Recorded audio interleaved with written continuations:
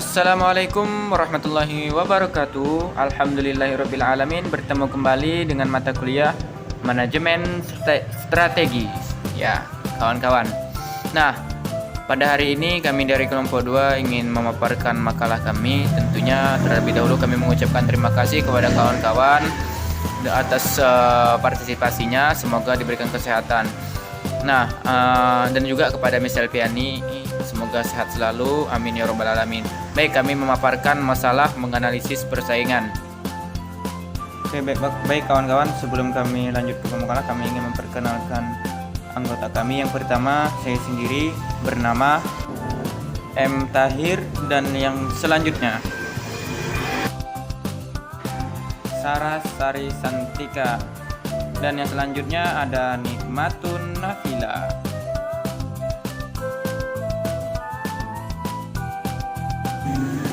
Baiklah, sebelum kita masuk ke materi, ada baiknya kita berdoa terlebih dahulu.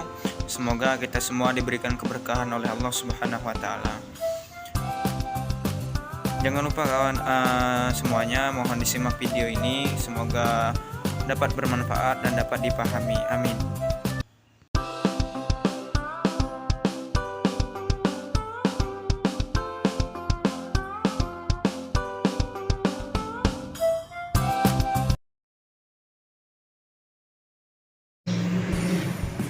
Masuk pada poin A, yaitu pengertian persaingan.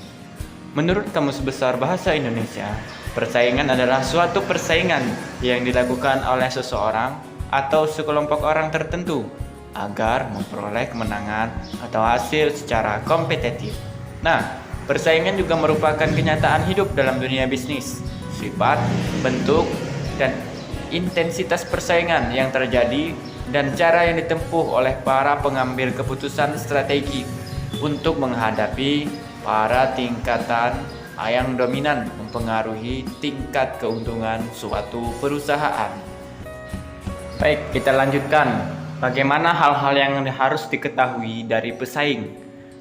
Yang pertama adalah kelengkapan, mutu, desain, dan bentuk produknya bagaimana. Yang kedua, bagaimana harga yang ditawarkan. Dan yang ketiga, bagaimana saluran distribusi atau lokasi cabang yang dimiliki. Nah, yang selanjutnya, bagaimana promo yang dijalankannya. Apakah misalnya bentuknya online atau bagaimana. Nah, yang terakhir, bagaimana rencana kegiatan pesaing ke depan.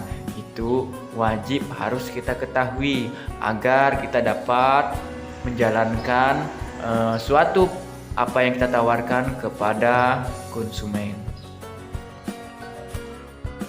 Selanjutnya yaitu membahas tentang analisis persaingan. Analisis persaingan terdiri dari identifikasi masalah, menentukan sasaran penting, identifikasi strategi pesaing, analisis kekuatan dan kelemahan pesaing, identifikasi reaksi pesaing, dan yang terakhir strategi menghadapi pesaing. Analisis persaingan yang pertama yaitu tentang identifikasi pesaing. Untuk mengetahui jumlah dan jenis pesaing serta kekuatan dan kelemahan yang mereka miliki, perusahaan perlu membuat peta persaingan yang lengkap. Pembuatan peta persaingan yang digunakan untuk melakukan analisis persaingan memerlukan langkah-langkah yang tepat. Langkah pertama yang dilakukan adalah dengan identifikasi seluruh pesaing yang ada. Tujuannya agar kita mengetahui secara utuh kondisi pesaing kita. Identifikasi pesaing meliputi sebagai berikut. Yang pertama yaitu ada jenis produk yang ditawarkan.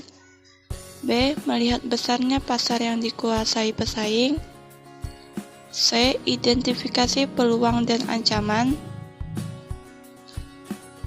Yang D. Identifikasi keunggulan dan kelemahan.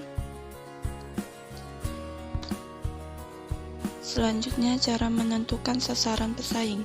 Setelah kita mengetahui pesaing dan market share yang telah dikuasai, kita perlu mengetahui sasaran dari pesaing dan siapa yang menjadi target mereka selanjutnya.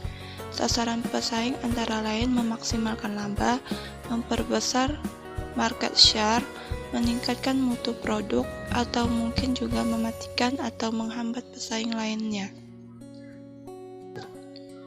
Selanjutnya yaitu mengidentifikasi strategi pesaing. Setiap pesaing pasti memiliki strategi tersendiri untuk mematikan lawannya.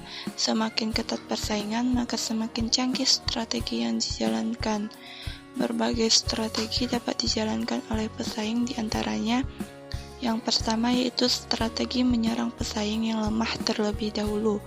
Artinya, menyerang perusahaan yang dianggap lemah baik dalam teknologi, jaringan, ataupun modal. Yang B, pesaing langsung menyerang lawan yang kuat. Penyerangan secara langsung terhadap kelemahan yang dimiliki lawannya. Yang C, strategi gerilya, yang dilakukan dengan menunggu lawannya yang sedang lengah. D. Bertahan terhadap setiap serangan yang dilakukan lawan atau mengimbangi serangan yang dilakukan lawan. Selanjutnya poin 4. Analisis kekuatan dan kelemahan pesaing. Identifikasi kelemahan dan kekuatan dapat dilakukan melalui tahap-tahap sebagai berikut. Yang A. Mencari dan mengumpulkan data tentang segala sesuatu yang berhubungan dengan sasaran, strategi, dan kinerja pesaing. Yang B. Mencari tahu kekuatan pesaing dalam hal keuangan, sumber daya manusia, teknologi, serta lobi di pasar. Yang C. Mengetahui market share yang dikuasai pesaing serta tindakan pesaing terhadap pelanggan. Yang D. Mencari tahu kelemahan pesaing dalam hal keuangan, sumber daya manusia, teknologi, serta lobi di pasar. Selanjutnya yang 5, mengidentifikasi reaksi pesaing.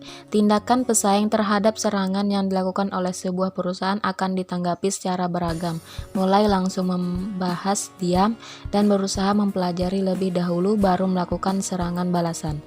Pola reaksi pesaing, yaitu the laid-back competitor, pesaing yang tidak beraksi dengan cepat dan kuat dengan alasan mereka merasa konsumen sudah loyal, melakukan harvesting farmer, kurang inisiatif, kurang dana.